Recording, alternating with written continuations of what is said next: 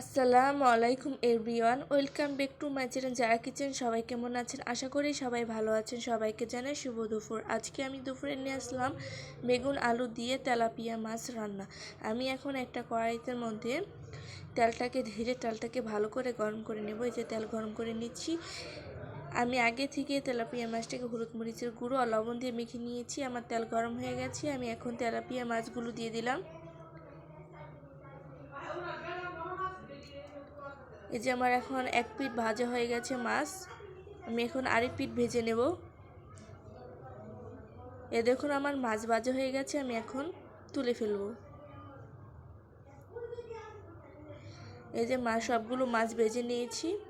ভেজে আমি এখন একটা পাত্রের মধ্যে তুলে নিয়েছি। দেখুন এখন আমি এখানে তেল ঢেলে পেঁয়াজ কুচি দিয়ে পেঁয়াজটাকে হালকা নাড়াচাড়া দিয়ে ভেজে নিয়েছি। তারপর দিলাম আদা রসুন বাটা,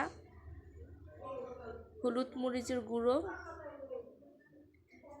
অল্প পরিমাণে পানি, পরিমাণ মতো লবণ দিয়ে ভালো করে মশলা কষিয়ে নেব। আমি আমার পরিমাণের মতন দিয়েছি, আপনারা আপনাদের পরিমাণের মতন দিয়ে দেবেন। হয় দেখুন আমার মশলা কষানো হয়ে গেছে।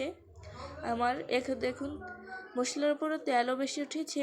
এখন দিয়ে দেব বেগুন আর আলু দিয়ে ভালো করে নাড়াচাড়া দিয়ে কষিয়ে নেব। ভালো করে নাড়াচাড়া দিয়ে দিলাম। তারপরে দিলাম সামান্য পরিমাণে পানি দিয়ে এগুলো ভালো করে কষিয়ে নেব। ঢেকে দিলাম। এই যে ঢাকনা উঠিয়ে ফেলেছি। দেখুন আমি আবারও মাঝখানে ভালো করে নাড়াচাড়া দিয়ে ঢেকে দেব। ঢাকনা উঠিয়ে ফেলেছি। এই যে আমার বেগুন সিদ্ধ হয়ে গেছে, আলুও সিদ্ধ হয়ে গেছে। আমি এখন আবার পরিমাণ মতন পানি দিয়ে দিচ্ছি।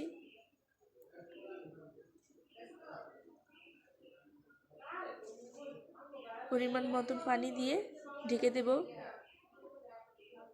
দেখুন বলক এসে পড়েছে। আমি এখন তেলাপিয়া মাছগুলো দিয়ে দেব।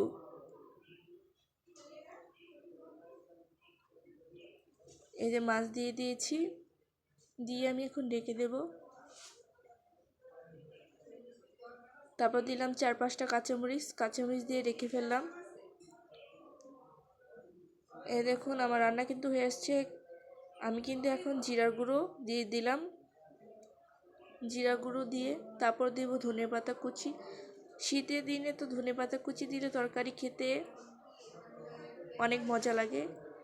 দেখুন আমার রান্না হয়ে গেছে। আমি এখন নামিয়ে ফেলবো। এই যে আমি পরিবেশন করলাম। আমার রান্নাটা যদি আপনাদের ভালো লাগে তাহলে আমার পাশে থাকবেন, লাইক কমেন্ট শেয়ার করবেন। আজকের রান্নাটা আমার বড় আপু রান্না করেছে। আল্লাহ হাফিজ।